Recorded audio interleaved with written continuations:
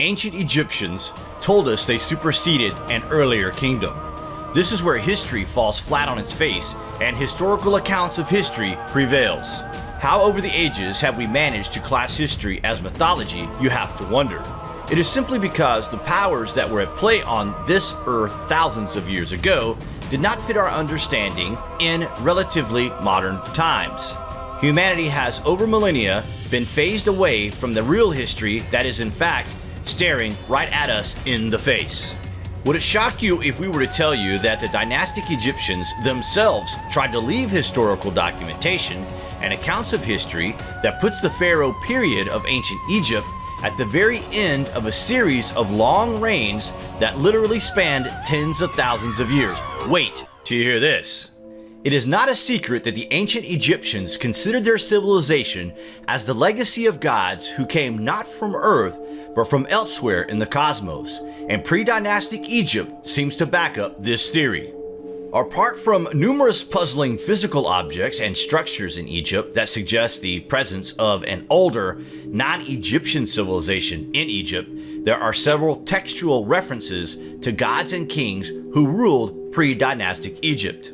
One of the most important ancient texts that can tell us more about this time in history is the Papyrus of Turin, which lists all the gods who came from above and reigned over the lands of Egypt before the first mortal pharaoh. The Egyptians believed that in the beginning their land was ruled by a dynasty of great gods, of whom Horus, the son of Isis and Osiris, was the last. He was succeeded by a dynasty of semi-divine beings known as the followers of Horus, who, in turn, gave place to the historical kings of Egypt. During the early pharaoh period, or the dynastic period of Egypt as it may be referred, an effort was made to tell of a before time where the gods that are depicted across the Egyptian region were real, living, breathing beings that ruled over the lands, skies, and sea.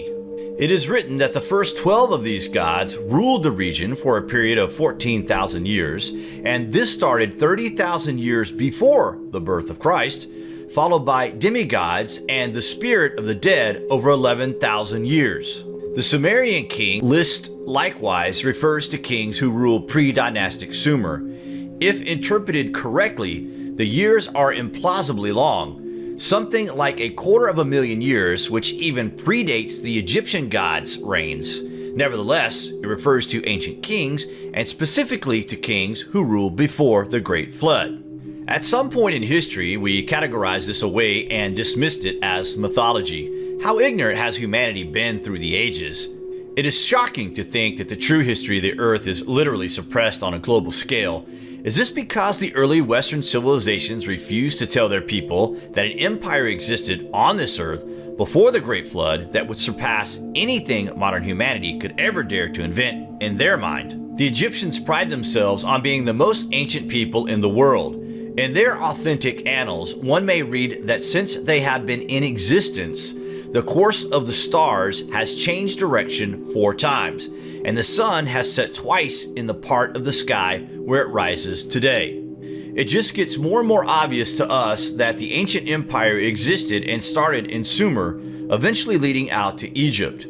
We only think back to a time that we are wrongly taught started 5,000 years ago and collapsed around 2,500 years ago. It's crazy that this information is kept from us. You have to wonder why this would be. Perhaps every individual human holds more power and more thought power than we really understand. We go from the cradle to the grave without understanding why the hell we even exist. But if you consider the fact that most of us ask this question through our lifetimes and we can't imagine a complete end to our soul, it must go somewhere, right? Maybe the answer to this question still lies in the historical accounts of the afterlife that can still be found in Egypt.